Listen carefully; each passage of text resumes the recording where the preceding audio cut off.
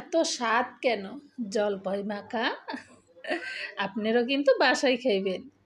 এখন আমি জলপাইটা সিদ্ধ করে এই যে মরিচের পাখি দিয়ে দিলাম। এখন দিয়ে দিব লবণ আর দিয়ে দিব পাঁচফোড়ন। পাঁচফোড়নটা আগে তেলে গুঁড়া করে নিছি।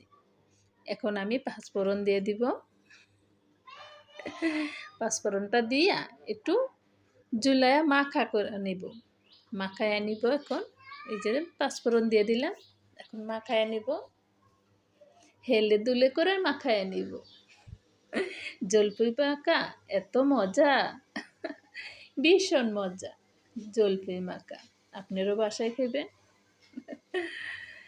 এখন আমি চিনি দিয়ে দিব। চিনিটা দিলে একটু মিষ্টি একটু টক লাগবে, খেতে কিন্তু আরও বেশি মজা লাগবে। এই যে চিনি দিয়ে দিলাম। যার জিহ্বায় পানি না আসবে তারও জিহ্বায় পানি আসবে। জলপাই মাখা টক মিষ্টি ঝাল ঝাল এত মজা। ভিডিওটা যায় আপুরা যেখান থেকে দেখেন প্লিজ সবাই বেশি বেশি করে লাইক দিবেন, শেয়ার করবেন, কমেন্ট করে জানাবেন।